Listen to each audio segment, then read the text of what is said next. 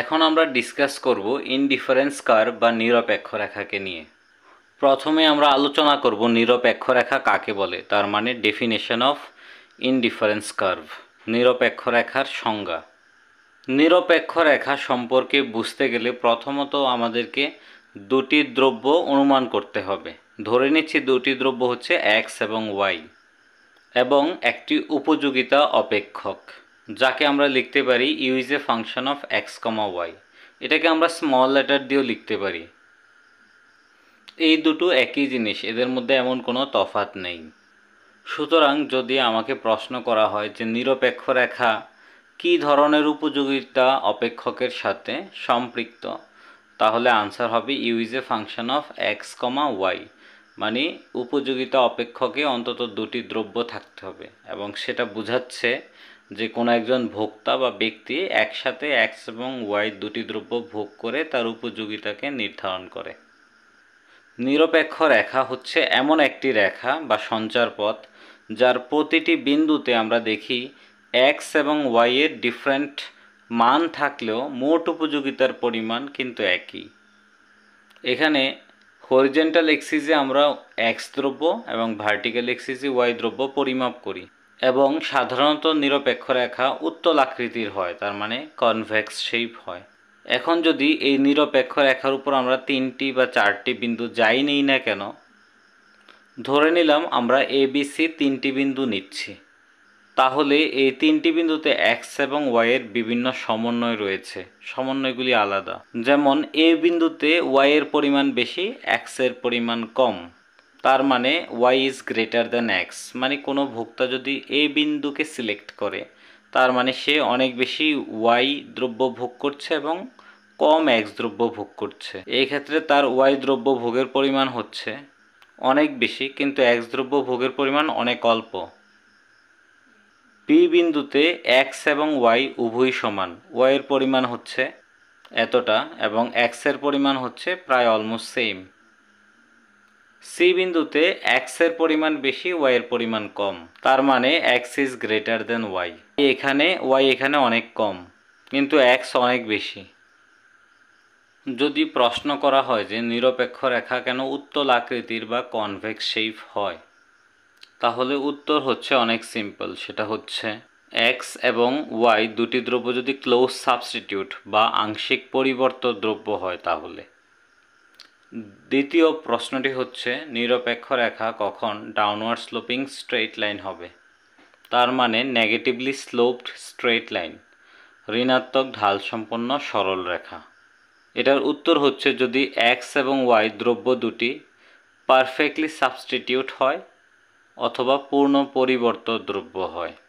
যদি প্রশ্ন আসে যদি এক্স এবং ওয়াই দ্রব্য দুটি পারফেক্টলি কমপ্লিমেন্ট হয় তাহলে নিরপেক্ষ রেখার আকৃতি কী রকম হবে, তার মানে এক্স ওয়াই দ্রব্য যদি পূর্ণ পরিপূরক হয় বা পূর্ণাঙ্গ পরিপূরক হয় তাহলে নিরপেক্ষ রেখার আকৃতি কী ধরনের হবে।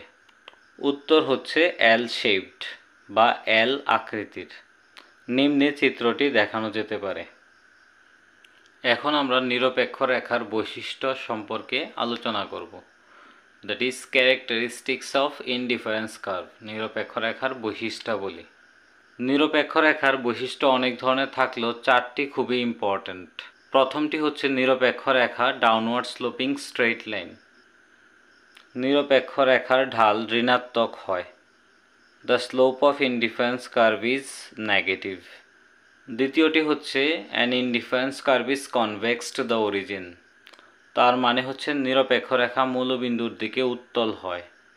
এবং তৃতীয়টি হচ্ছে two indifference curves can't intersect each other, দুটি নিরপেক্ষ রেখা একে অপরকে ছেদ করতে পারে না এবং একে অপরকে স্পর্শও করতে পারে না, that means they can't intersect and touch. এবং চতুর্থ বৈশিষ্ট্য হচ্ছে নিরপেক্ষ রেখা যত উপরের দিকে থাকবে তত বেশি উপযোগিতাকে নির্দেশ করে, that means higher indifference curve yields higher level of satisfaction or utility. নিরপেক্ষ রেখা যত উপরের দিকে থাকবে তত বেশি উপযোগিতার স্তর বৃদ্ধি পাবে। এই চারটি হচ্ছে নিরপেক্ষ রেখার প্রধান বৈশিষ্ট্য। নিরপেক্ষ রেখার ঢালকে কি বলে? এটাকে আমরা বলি এমআরএস। আমরা এটাকে এমআরএস এক্স ওয়াই লিখি, কারণ নিরপেক্ষ রেখা যে উপযোগিতা অপেক্ষক থেকে এসেছে সেটা হচ্ছে u is a function of x y. ইহা একটি ঋণাত্মক মান সম্পন্ন।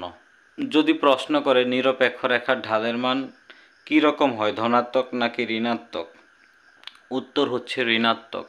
তার মানে হচ্ছে এমআরএস হচ্ছে নেগেটিভ, এবং এমআরএসকে আমরা লিখতে পারি M U X by M U Y minus M U X by M U Y, যেহেতু নিরপেক্ষ রেখার ঢাল হচ্ছে ঋণাত্মক।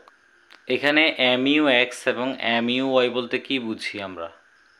এখানে এম ইউ এক্স মানে হচ্ছে change in utility due to change in X, তার মানে delta U by delta X. Delta U মানে হচ্ছে চেঞ্জ ইন ইউটিলিটি বা উপযোগিতার পরিবর্তন।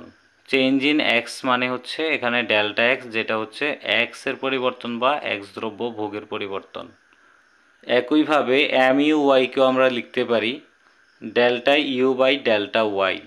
ডেল্টা ইউ মানে হচ্ছে উপযোগিতার পরিবর্তন, ডেল্টা ওয়াই মানে হচ্ছে ওয়াই দ্রব্য ভোগের পরিবর্তন। তার মানে এম ইউ এক্স মানে হচ্ছে মার্জিনাল ইউটিলিটি অফ এক্স বা এক্সের প্রান্তিক উপযোগিতা, এম ইউ ওয়াই মানে হচ্ছে মার্জিনাল ইউটিলিটি অফ ওয়াই বা ওয়াই দ্রব্যের প্রান্তিক উপযোগিতা। আমরা যদি চিত্রের সাহায্যে বিষয়টিকে দেখাই তাহলে আমরা লিখতে পারি, চিত্রে আনুভূমিক অক্ষে এক্স দ্রব্য এবং উল্লম্ব অক্ষে ওয়াই দ্রব্য পরিমাপ করি। চিত্রে উত্তল আকৃতির নিরপেক্ষ রেখা আমরা অঙ্কন করি।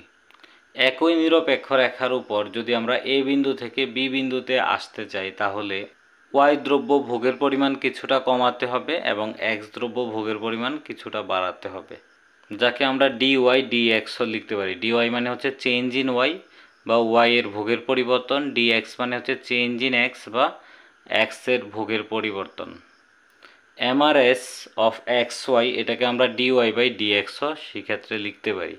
মাইনাস বা ঋণাত্মক এই কারণে হবে কারণ একটি ভোগ যদি বৃদ্ধি পায় অন্যটি হ্রাস পেতে হবে, কেননা মোট উপযোগিতা স্থির। নিরপেক্ষ রেখার উপরের যে কোনো বিন্দুই আমরা নিই, এ বি সি ডি যাই নিই না কেন, মোট উপযোগিতার পরিমাণ কিন্তু পরিবর্তিত হয় না। এ বি সি আরও যদিও একাধিক বিন্দু নেই, প্রতিটি বিন্দুতে মোট উপযোগিতার পরিমাণ স্থির থাকে। এই ক্ষেত্রে ধরে নিচ্ছি এই নিরপেক্ষ রেখার প্রতিটি বিন্দুতে উপযোগিতার পরিমাণ 100, তাহলে এ বিন্দুতে 100 হবে, বি বিন্দুতে 100 হতে পারে। এই বিন্দুতে ওয়াই দ্রব্য ভোগের পরিমাণ বেশি, এক্স দ্রব্য কম, এবং বি বিন্দুতে এক্স বেশি ওয়াই কম, কিন্তু মোট উপযোগিতা একই থাকবে।